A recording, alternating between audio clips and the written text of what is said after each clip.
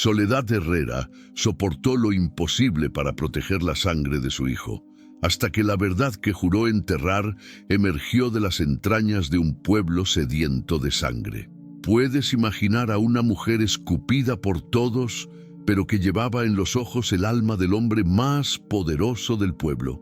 Esto ocurrió en 1933, en las montañas silenciosas de Michoacán, y el final te va a emocionar. Antes de continuar, suscríbete al canal y dinos desde qué ciudad nos estás viendo. En las tierras altas de Michoacán, donde el lago de Pátzcuaro refleja montañas que parecen dormir desde tiempos antiguos, existía un poblado llamado San Jerónimo de las Piedras. Era 1933, y el polvo de los caminos se mezclaba con el olor a maíz tostado y a leña de encino.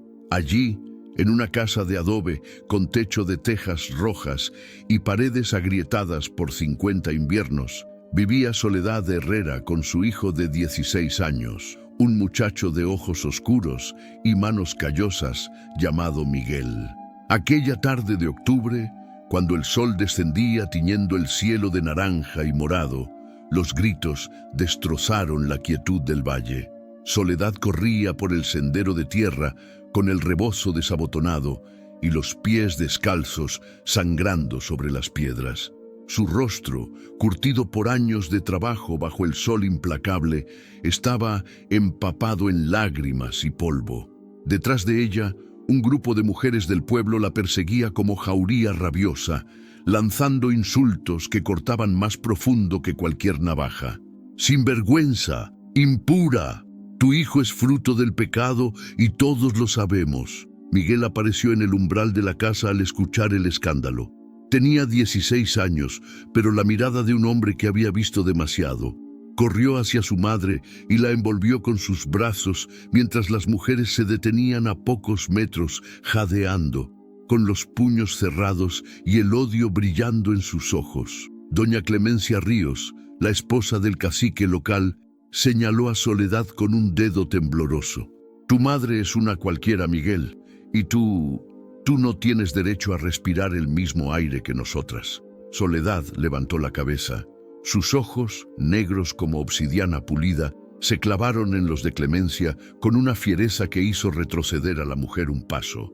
No dijo nada, nunca decía nada. Simplemente tomó la mano de su hijo y caminó hacia la casa, cerrando la puerta de madera con un golpe seco que resonó como sentencia final. Dentro, Miguel temblaba de rabia.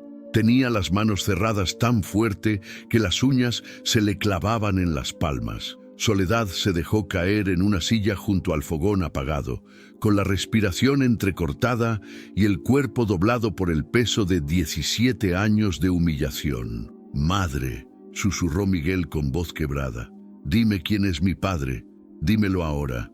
Soledad cerró los ojos. Las lágrimas resbalaron silenciosas por sus mejillas hundidas. Negó con la cabeza, como había hecho 1000 veces antes. «No puedo, mijo, no puedo». Aquella noche, mientras el viento aullaba entre los árboles de aguacate y las estrellas brillaban indiferentes sobre el valle, Miguel tomó una decisión que cambiaría el destino de ambos para siempre. Se iría de San Jerónimo, buscaría trabajo en Morelia o en la capital. Ya no soportaba ver a su madre arrastrada por el lodo cada semana, escupida por mujeres que se creían santas, pero cuyas almas estaban más podridas que fruta olvidada. Lo que ninguno de los dos sabía era que la verdad, esa verdad que Soledad había guardado como oro enterrado durante casi 17 años, estaba a punto de salir a la luz de la forma más terrible y definitiva, porque 3 días después, don Aurelio Mendoza, el hombre más poderoso del pueblo, el dueño de tierras que se extendían hasta donde alcanzaba la vista, caería de su caballo en medio de la plaza. Y antes de morir, con el pecho destrozado y la boca llena de sangre, pronunciaría 3 palabras que harían temblar los cimientos de San Jerónimo de las Piedras. «Miguel es mío». 17 años antes, en el verano de 1916, Soledad Herrera tenía apenas 18 años y trabajaba en la hacienda de los Mendoza como cocinera. Era una muchacha de belleza sencilla pero profunda, con trenzas negras que le llegaban hasta la cintura y una sonrisa que iluminaba las mañanas más oscuras. Había llegado a la hacienda después de que una sequía arrasara con la pequeña parcela donde su familia sembraba maíz y frijol. Su padre había muerto de fiebre tifoidea, su madre de tristeza poco después. Soledad quedó sola en el mundo, con apenas una muda de ropa y las manos ásperas de tanto trabajar. Don Aurelio Mendoza era entonces un hombre de 35 años, viudo reciente, con ojos verdes que parecían ver a través de las personas. Su esposa había muerto al dar a luz a un niño que tampoco sobrevivió. Desde entonces, la hacienda se había vuelto un lugar sombrío, lleno de habitaciones cerradas y cortinas que nunca se abrían. Los peones hablaban en voz baja y las mujeres del servicio caminaban como fantasmas por los corredores de cantera. Soledad preparaba las comidas con esmero, hacía tortillas a mano, molía el chocolate en el metate, cocinaba moles que perfumaban toda la casa. Don Aurelio comenzó a bajar al comedor, cosa que no había hecho en meses. Al principio solo asentía en silencio, probaba la comida y se retiraba. Pero poco a poco empezó a hablar. Le preguntaba sobre su vida, sobre sus sueños. Soledad respondía con timidez, consciente del abismo social que los separaba. Una noche de agosto, después de una tormenta que había dejado el aire fresco y cargado de electricidad, don Aurelio la encontró en la cocina, llorando sobre un rebozo viejo que había pertenecido a su madre. Él se sentó a su lado sin decir nada, y en ese silencio compartido nació algo que ninguno de los dos supo nombrar. Lo que sucedió después fue inevitable como la lluvia después del trueno. Durante 3 meses se encontraron en secreto. Él le hablaba de su soledad, ella de sus miedos. Se tocaban las manos como quien toca algo sagrado, y una noche de noviembre, bajo un cielo tapizado de estrellas, Soledad dejó de ser niña. Cuando descubrió que esperaba un hijo, el mundo se derrumbó. Don Aurelio palideció al escuchar la noticia. Caminó en círculos por la biblioteca como animal enjaulado. Finalmente sacó una bolsa de monedas de plata y se la entregó con manos temblorosas. Tienes que irte, Soledad. Si se sabe, te destruirán. A mí me odiarán, pero a ti te matarán. Ella lo miró con ojos que ya no reflejaban amor, sino comprensión amarga de cómo funciona el mundo. Tomó el dinero, hizo una pequeña reverencia y salió de la hacienda sin mirar atrás. Con esas monedas compró la casa de adobe en las afueras de San Jerónimo, lejos de la hacienda, pero no lo suficiente. Allí dio a luz a Miguel una fría madrugada de marzo de 1917, sola, mordiéndose un trapo para no gritar, mientras una partera del pueblo la ayudaba con gestos bruscos y miradas de desprecio. Desde ese día, Soledad vivió envuelta en silencio. Trabajaba lavando ropa ajena, cosiendo, limpiando casas. Miguel creció fuerte y noble, sin saber que la sangre de los Mendoza corría por sus venas, y ella soportó cada insulto, cada piedra lanzada a su puerta, cada susurro venenoso, porque proteger a su hijo significaba mantener el secreto hasta la tumba. Pero los secretos, como las semillas, siempre encuentran la manera de brotar. Miguel Herrera era diferente a los demás muchachos de San Jerónimo. Mientras ellos perdían las tardes jugando a las canicas o molestando a las muchachas en la plaza, él leía libros viejos que conseguía prestados del maestro rural, periódicos que encontraba abandonados en la estación del tren, cualquier cosa con letras que le permitiera escapar de la realidad aplastante de su existencia. Sabía leer y escribir mejor que muchos adultos del pueblo. Tenía una inteligencia natural que asustaba a algunos y despertaba envidia en otros. Pero sobre todo, tenía preguntas que su madre nunca respondía. ¿Por qué nos odian, madre? La gente necesita a quien odiar, mijo. Les hace sentir menos miserables. ¿Quién es mi padre? Silencio. ¿Está muerto? Silencio. ¿Fue malo contigo? No, Miguel, no fue malo. Fue humano. Y eso a veces es peor. Aquella respuesta, más que cualquier otra, le había dado vueltas en la cabeza durante años. ¿Qué significaba ser humano? Significaba ser cobarde. Significaba abandonar a quien se ama por miedo al qué dirán. En las noches, Miguel escuchaba a su madre llorar del otro lado de la cortina raída que dividía la única habitación. Llantos silenciosos, ahogados en la almohada, que le partían el alma. Él apretaba los puños y juraba que algún día los haría pagar. A todos, al pueblo entero que había convertido a su madre en un espectáculo de burla. Don Facundo, el maestro rural, le había ofrecido ayudarlo a conseguir una beca para estudiar en Morelia. «Tienes talento, muchacho, no lo desperdicies aquí donde solo cosecharás amargura». Miguel había aceptado. Presentó los papeles. Esperaba respuesta para enero de 1934, pero no podía irse sin saber. No podía dejar a su madre sola, sin entender por qué había sacrificado su vida entera por proteger un nombre que él ni siquiera conocía. La tarde del enfrentamiento con las mujeres del pueblo fue la gota que derramó el vaso. Miguel tomó la decisión esa misma noche, sentado en el patio de tierra, mirando las estrellas que brillaban frías e indiferentes. «Madre, si no me dices quién es mi padre antes de que termine el mes, me iré y no volverás a verme. No porque no te ame, sino porque no puedo vivir siendo la mitad de una mentira». Soledad lo miró desde el umbral de la puerta. El viento movía su falda raída. Sus ojos, normalmente llenos de resignación, ahora ardían con algo parecido al terror. «No sabes lo que pides, mijo». «Sí lo sé. Pido la verdad. Es lo único que tengo derecho a pedir». Ella entró a la casa sin responder. Miguel escuchó el sonido de un baúl abriéndose, el crujir de papeles viejos. Cuando Soledad volvió a salir, traía en las manos una carta amarillenta, doblada y vuelta a doblar 1000 veces. «Lee esto, y después decidirás si todavía quieres saber». Miguel tomó la carta con manos temblorosas. La abrió bajo la luz de la luna, y lo que leyó allí lo cambió para siempre.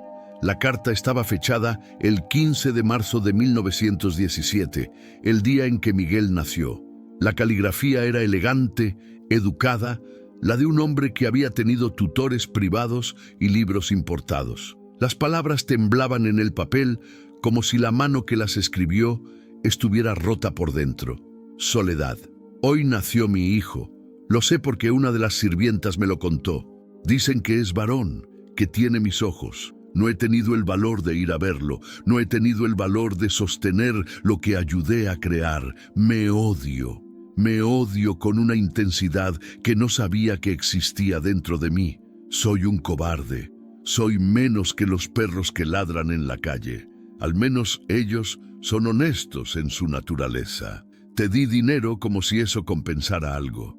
Como si unas monedas pudieran pagar la vida que te he destruido, la infancia que le he robado a ese niño, el apellido que por orgullo y miedo le niego. Quiero que sepas algo. Te amé, te amo todavía, pero mi amor es del tipo más inútil que existe. Es el amor que se esconde, que se avergüenza, que prefiere la comodidad a la verdad. El pueblo te tratará como basura. Lo sé y no puedo evitarlo. Si digo que es mío, te tratarán peor aún. Dirán que eres una interesada, una cazafortunas. Te quitarán al niño. Los Mendoza tienen enemigos y ellos usarían esto para destruirnos a ambos. Perdóname, aunque sé que no tengo derecho a pedírtelo. Que Dios, si existe y si es misericordioso, te proteja a ti y a nuestro hijo. Aurelio Mendoza. Miguel terminó de leer y el papel se le cayó de las manos. El viento lo arrastró unos metros antes de que pudiera recogerlo. Se quedó inmóvil, con la mirada perdida en la oscuridad, procesando lo imposible. Don Aurelio Mendoza, el hombre más rico y respetado del pueblo, el dueño de tierras, ganado, poder, el que financiaba las fiestas patronales, el que decidía quién conseguía trabajo y quién se moría de hambre. Ese hombre era su padre.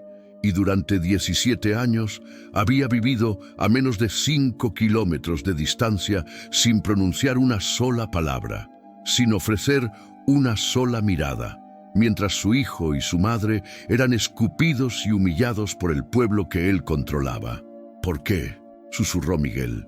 Su voz sonaba rota, extraña. ¿Por qué lo protegiste? Soledad se sentó en el suelo de tierra con las manos sobre el regazo. Parecía más pequeña que nunca, como si la verdad finalmente dicha le hubiera quitado todo el peso que la mantenía erguida durante años. Porque si decía su nombre, te quitarían de mis brazos. Los Mendoza tienen abogados, tienen jueces en el bolsillo. Hubieran dicho que yo no era apta para criarte. Te habrían llevado a la hacienda y yo me habría muerto sin ti, Miguel. Eres lo único que tengo. Miguel se arrodilló frente a ella y tomó sus manos ásperas entre las suyas. Nunca más, madre. Nunca más permitiré que te humillen. Iré a la hacienda. Enfrentaré a ese hombre. Le diré que sé la verdad. No, Miguel. No. Pero ya era tarde. La decisión estaba tomada. Y 3 días después, cuando don Aurelio Mendoza cabalgara por la plaza como todos los domingos después de misa, Miguel estaría esperándolo en medio del camino, con la carta en la mano y con preguntas que exigían respuestas. El domingo amaneció limpio y frío. Las campanas de la iglesia de San Jerónimo repicaron llamando a misa de 8 y las mujeres del pueblo salieron con sus rebozos negros y sus rosarios de madera. Los hombres las seguían con sombreros de palma y botas embarradas. Era un ritual que se repetía desde tiempos inmemorables, una danza social donde cada quien ocupaba su lugar designado. Los Mendoza siempre llegaban al final, cuando todos estaban ya sentados. Don Aurelio entraba con paso firme, seguido por su sobrina Clemencia y su esposo. La gente se levantaba a su paso. Algunas mujeres se inclinaban. Los hombres se quitaban el sombrero. Miguel observaba todo esto desde la puerta de la iglesia con una mezcla de asco y fascinación. Durante 17 años había visto esta farsa sin entenderla. Ahora, con la verdad quemándole las entrañas, todo cobraba un sentido horrible y cristalino. Esperó a que terminara la misa. Soledad había intentado detenerlo esa mañana, aferrándose a su camisa con dedos desesperados, pero él se había soltado con firmeza. Tengo que hacerlo, madre, por ti, por mí, por todos los años que nos robaron. Cuando la gente empezó a salir, Miguel se plantó en medio de la plaza. Tenía la carta guardada en el bolsillo de su pantalón remendado. El corazón le latía tan fuerte que pensó que todos podrían escucharlo. Las manos le sudaban, pero no se movió. Don Aurelio salió de la iglesia conversando con el padre Jacinto. Tenía 52 años, pero aparentaba menos. Era alto, de espaldas anchas, con el cabello entrecano peinado hacia atrás y un bigote cuidadosamente recortado. Vestía traje oscuro, camisa blanca, botas de cuero fino. Todo en él respiraba poder y control. Cuando vio a Miguel en medio de la plaza, se detuvo. Por una fracción de segundo, algo cruzó por su rostro. Reconocimiento, miedo. Pasó tan rápido que Miguel no estuvo seguro de haberlo visto. «Quítate del camino, muchacho», dijo Clemencia con voz seca. «¿No te han enseñado modales?» Miguel no se movió. Sus ojos, negros como los de su madre, pero con el brillo verde que de vez en cuando los atravesaba como relámpago, se clavaron en los de don Aurelio. «Tengo algo que es suyo, señor Mendoza». Don Aurelio palideció. Fue apenas perceptible, pero Miguel lo vio y supo que el hombre sabía exactamente de qué hablaba. «No tengo tiempo para juegos de muchachos». Miguel sacó la carta, la desplegó. El viento de noviembre hizo crujir el papel amarillento. Don Aurelio se quedó paralizado. La gente empezaba a arremolinarse, curiosa, oliendo el escándalo como perros huelen la sangre. «Esta carta la escribió usted hace 17 años, el día que nací, el día que decidió que su hijo no merecía su apellido, pero sí su desprecio». El silencio que siguió fue absoluto, ni un susurro, ni una respiración. Hasta los pájaros parecieron dejar de cantar. Clemencia ahogó un grito. El padre Jacinto dio un paso atrás. Don Aurelio se tambaleó como si le hubieran dado un golpe en el pecho. «Miguel», susurró, y en esa palabra había 17 años de remordimiento. Pero antes de que pudiera decir nada más, su caballo, asustado por el revuelo de la gente, se encabritó. Don Aurelio intentó controlarlo, pero el animal giró violentamente. Un segundo después, el hombre más poderoso de San Jerónimo de las Piedras caía al suelo con un golpe terrible que hizo estremecer la tierra. Y mientras la sangre comenzaba a brotar de su boca y su pecho, mientras las mujeres gritaban y los hombres corrían a ayudarlo, don Aurelio Mendoza alzó una mano temblorosa hacia Miguel y pronunció las 3 palabras que cambiarían todo. «Miguel es mío». Don Aurelio Mendoza murió 3 horas después en su propia cama, rodeado de médicos que no pudieron hacer nada por las costillas rotas que le perforaron los pulmones. Su última voluntad, pronunciada frente al notario del pueblo y 5 testigos, fue clara y devastadora. Reconocía a Miguel Herrera como su hijo legítimo y le heredaba la mitad de sus propiedades. La noticia cayó sobre San Jerónimo como piedra sobre cristal. Todo se hizo añicos en cuestión de horas. Clemencia Ríos, quien esperaba heredar todo junto con su esposo, se presentó en la casa de adobe esa misma tarde con 6 hombres armados. Golpeó la puerta con tal furia que la madera vieja casi se desprende de los goznes. «Sal de ahí, mujer del demonio, tú y tu bastardo van a pagar por esto». Soledad y Miguel estaban adentro, sentados uno frente al otro, en el silencio más pesado que habían compartido jamás. Ninguno había pronunciado palabra desde que regresaron de la plaza. Ninguno sabía qué decir ante la magnitud de lo que acababa de suceder. No era triunfo lo que sentían, era terror. Miguel se levantó y abrió la puerta. Enfrentó a Clemencia con una calma que no sabía que poseía. «Mi padre me reconoció frente a testigos. Lo que usted opine ya no importa». «¿Tu padre?», escupió ella. «Tu padre era un hombre débil que se dejó engatusar por una cualquiera. Esa mujer lo embrujó, le robó la cordura y ahora querrán robarnos todo. No queremos nada que no nos corresponda. No les corresponde nada. Nada. Ustedes no son nada». Los hombres que venían con ella dieron un paso al frente. Miguel no retrocedió. Detrás de él, Soledad apareció en el umbral. Tenía el rostro demacrado, los ojos hundidos, pero había en ella una dignidad inquebrantable. «Váyanse», dijo con voz pausada, «o el pueblo entero sabrá que don Aurelio dejó constancia escrita de todo. Sabrán que usted, Clemencia, sabía desde hace años la verdad y nunca dijo nada porque le convenía mantener las apariencias. Era un farol. No había tal constancia, pero Clemencia palideció de todas formas. «Esto no termina aquí», siseó. «Esto apenas empieza». Se fue con sus hombres, pero la amenaza quedó flotando en el aire como humo negro. Esa noche, mientras Miguel y Soledad comían en silencio un poco de frijoles con tortillas, alguien lanzó piedras contra la casa. Los vidrios de la única ventana estallaron en 1000 pedazos. Soledad cubrió a su hijo con su cuerpo, como había hecho tantas veces cuando era pequeño. «Tenemos que irnos, madre». «No, esta es nuestra casa. Ya no huiremos más». Al día siguiente, el padre Jacinto fue a visitarlos. Era un hombre viejo, encorvado por los años, pero con ojos que todavía brillaban con algo parecido a la compasión. «Don Aurelio vino a confesarse hace 2 semanas», dijo mientras bebía el agua que Soledad le había servido.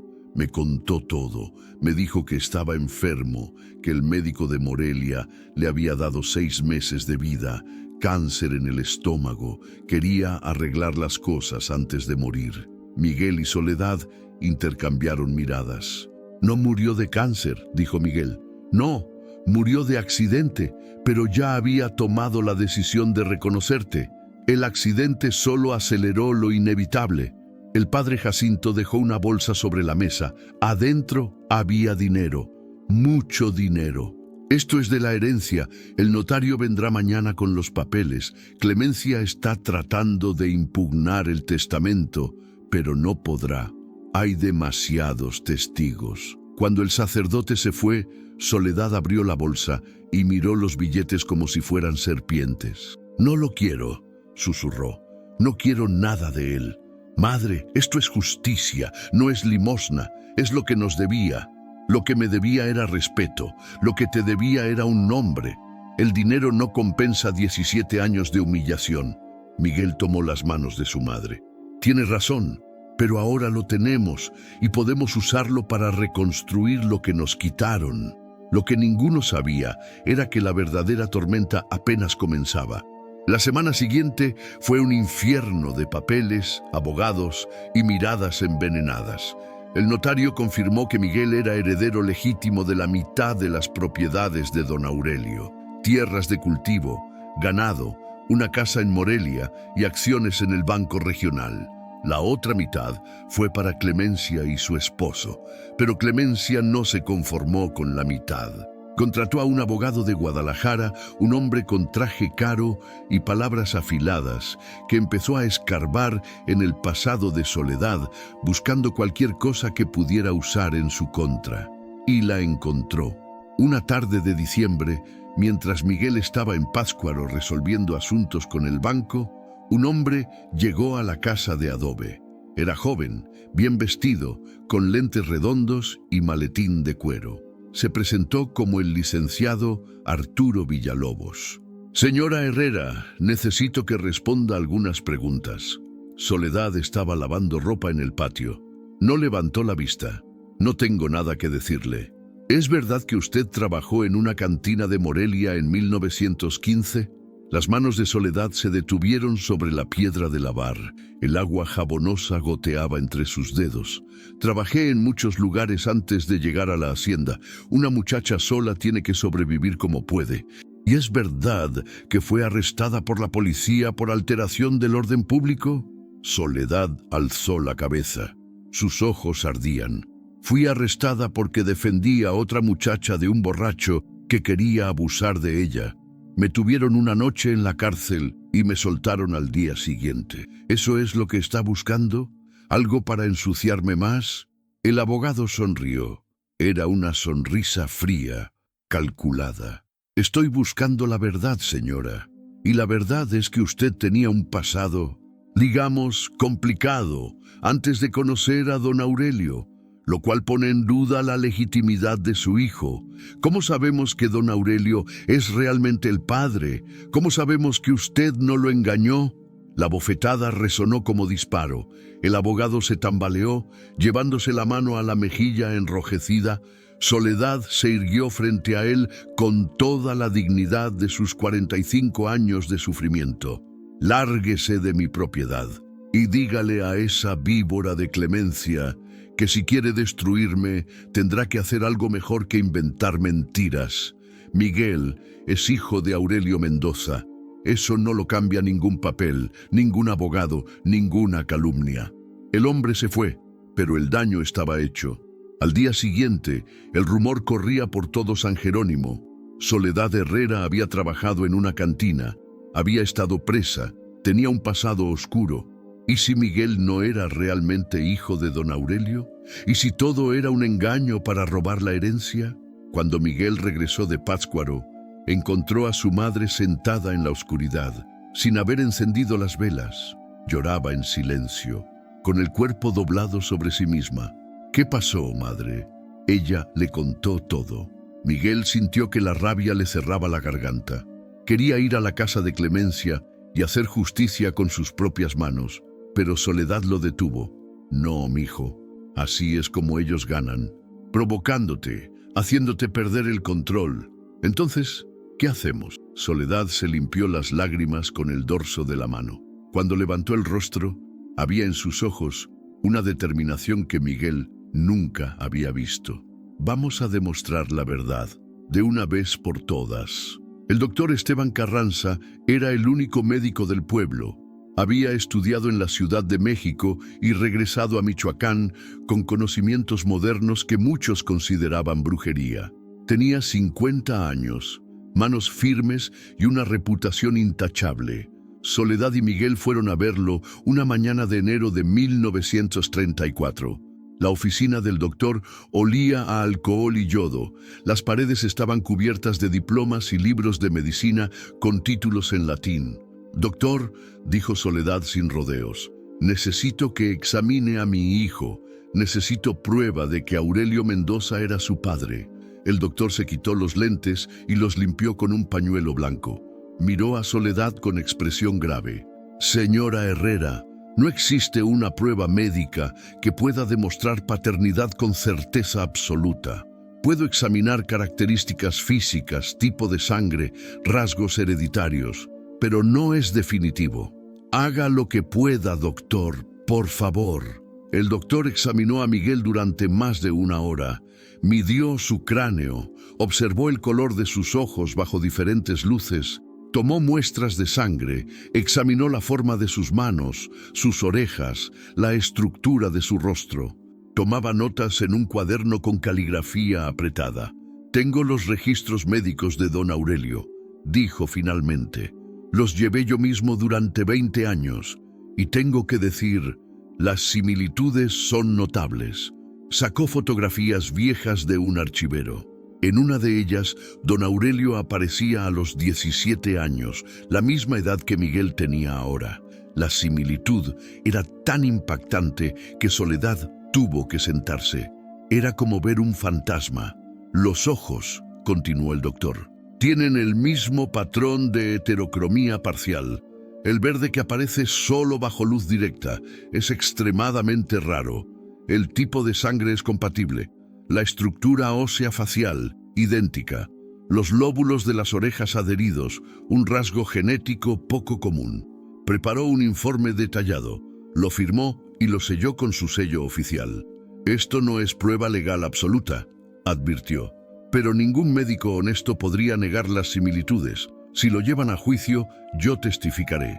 Miguel y Soledad salieron de la consulta con el documento guardado como tesoro, pero al cruzar la plaza se encontraron con una multitud.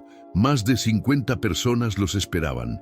Al frente estaba Clemencia, con el rostro retorcido de odio. «Ahí están, los impostores que quieren robar lo que no les pertenece». Pero algo había cambiado. No todos en la multitud estaban de su lado. Don Facundo, el maestro, dio un paso al frente.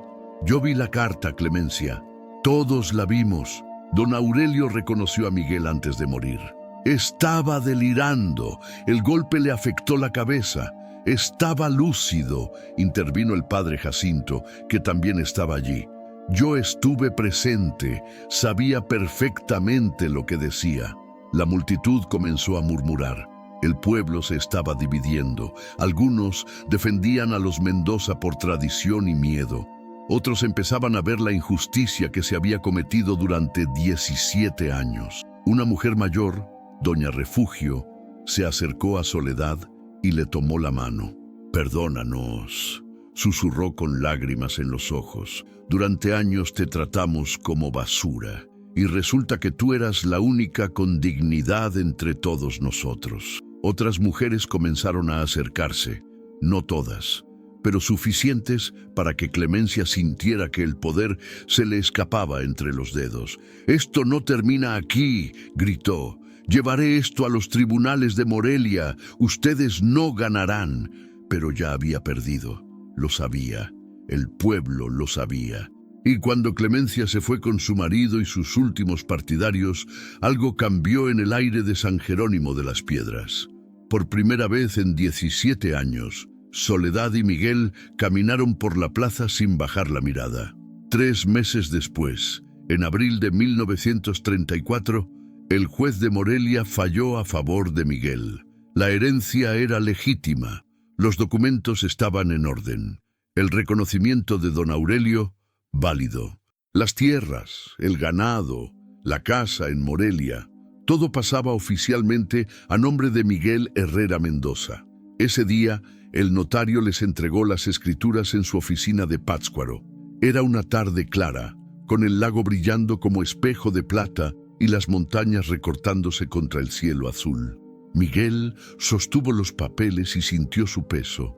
No era solo papel y tinta, era el peso de una vida entera de decisiones. ¿Qué hacemos ahora, madre?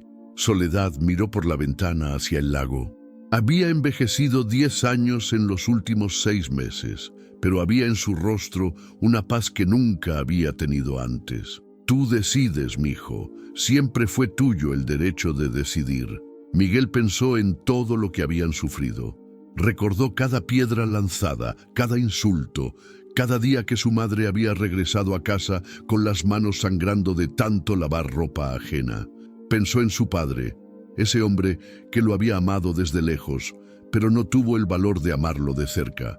Voy a vender la mitad de todo, dijo finalmente. La mitad que me corresponde, y con ese dinero voy a construir una escuela en San Jerónimo. Una escuela donde los niños pobres puedan estudiar gratis, donde las muchachas como tú, madre, puedan aprender a leer y escribir y no tengan que depender de ningún hombre para sobrevivir. Soledad lo miró con ojos brillantes de lágrimas. ¿Y la otra mitad? La otra mitad la usaremos para vivir, con dignidad, sin lujos, pero sin hambre. Y cuando yo me case y tenga hijos, ellos sabrán desde el primer día quién es su padre. No cargarán con secretos, no cargarán con vergüenza. Regresaron a San Jerónimo al atardecer. La casa de adobe seguía siendo la misma, pequeña y humilde, pero ahora tenía vidrios nuevos en la ventana. Miguel los había mandado poner la semana anterior. Esa noche, mientras cenaban sopa de verduras y tortillas calientes, alguien tocó a la puerta. Era doña Refugio, la mujer que había pedido perdón en la plaza. Vengo a decirles que varias familias del pueblo queremos ayudar con la escuela. No tenemos dinero, pero tenemos manos. Podemos construir, limpiar, lo que se necesite. Miguel sonrió. Era una sonrisa cansada pero real. Gracias, doña Refugio. Empezamos la próxima semana. Cuando la mujer se fue, Soledad abrazó a su hijo con una fuerza que parecía imposible en su cuerpo delgado. Tu padre estaría orgulloso, susurró. No lo creo, madre. Él hubiera hecho esto hace 17 años si tuviera valor. Yo no hago esto por orgullo, lo hago por justicia. Afuera, la noche caía sobre Michoacán con su manto de estrellas. En algún lugar del valle, un coyote aulló. Las luciérnagas empezaban su danza entre los árboles de aguacate, y en la casa de adobe, por primera vez en años, había paz.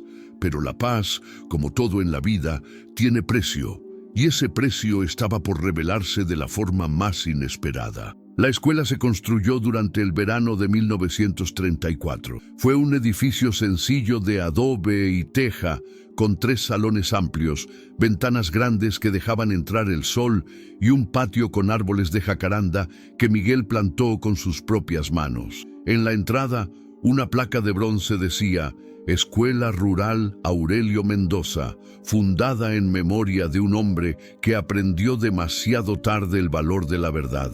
Don Facundo fue nombrado director. Se inscribieron 40 niños el primer día. Entre ellos, varias niñas cuyos padres nunca habían considerado necesario que aprendieran a leer. Soledad misma se ofreció para enseñar costura y cocina, habilidades que había perfeccionado durante años de supervivencia. Clemencia y su esposo vendieron su parte de la herencia y se mudaron a Guadalajara. Antes de irse, Clemencia fue a la casa de adobe. Miguel la recibió en el patio. No vengo a pedir perdón, dijo ella con la barbilla en alto. Vengo a decir la verdad. Yo sabía desde siempre que eras hijo de Aurelio. Todos lo sabíamos. Los ojos, la forma de caminar, hasta la manera en que inclinas la cabeza cuando piensas, eres igualito a él. Entonces, ¿por qué? Porque odiaba a tu madre, no por lo que hizo, sino por lo que fue. Aurelio la amó de verdad. A mí, a su propia familia, nunca nos amó así.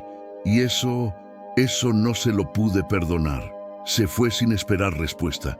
Miguel no sintió triunfo, solo una tristeza profunda por todo el tiempo perdido, todas las heridas que nunca sanarían completamente. Los años pasaron. La escuela prosperó. Miguel se casó con Lucía, la hija del herrero, una muchacha de ojos dulces que lo amaba por quien era, no por lo que poseía. Tuvieron 3 hijos. Soledad los crió con la misma ternura con que había criado a Miguel, pero ahora sin el peso del secreto, sin la sombra de la vergüenza. En 1950, 16 años después de la muerte de don Aurelio, Soledad Herrera cayó enferma. Era neumonía. El doctor Carranza hizo lo que pudo, pero el cuerpo de Soledad estaba gastado por años de trabajo duro y sufrimiento. Miguel permaneció a su lado día y noche. Una madrugada de febrero, con la lluvia golpeando suavemente el techo de Texas, Soledad abrió los ojos y tomó la mano de su hijo. «No te arrepientas de nada, mijo», susurró con voz débil. «Hicimos lo que teníamos que hacer. Protegí tu vida, y tú le diste sentido a la mía. Madre, fui feliz, ¿sabes? A pesar de todo, fui feliz, porque te tuve a ti. Y eso valió cada lágrima, cada insulto, cada noche de llorar en silencio». Miguel lloró como no había llorado desde niño. Lloró por su madre, por su padre, por todos los años robados, por todas las palabras que nunca se dijeron. Soledad murió al amanecer, con la mano de Miguel entre las suyas y el sonido de la lluvia como despedida. La enterraron en el cementerio de San Jerónimo, bajo un árbol de pirul. Más de 100 personas asistieron al funeral. Mujeres que años antes le habían escupido, ahora lloraban su partida. Hombres que la habían ignorado, ahora cargaban su ataúd con respeto. Don Facundo leyó un poema durante el sepelio. Hablaba de las flores que crecen en tierra árida, de la belleza que nace del dolor, de la dignidad que no se compra ni se vende. Miguel levantó una cruz de madera con sus propias manos. En ella grabó Soledad Herrera, 1898-1950, madre, guerrera, mujer de honor. Y esa fue la historia de Soledad Herrera y Miguel Herrera Mendoza, una historia de secretos guardados y verdades reveladas, de cobardía y redención, de una mujer que sacrificó su reputación para proteger a su hijo y de un hijo que transformó el dolor en legado. En San Jerónimo de las Piedras todavía existe la escuela que Miguel construyó. Ha crecido, se ha modernizado, pero en la entrada sigue la placa de bronce. Y cada generación de niños que pasa por esas aulas aprende la historia de la mujer valiente que soportó 17 años de humillación por amor y del hijo que convirtió la injusticia en esperanza. Porque hay verdades que duelen, pero hay silencios que matan. Y entre el dolor de la verdad y el veneno del secreto, Soledad Herrera eligió proteger lo único que tenía valor, el futuro de su hijo. Y ese, al final, fue su verdadero triunfo.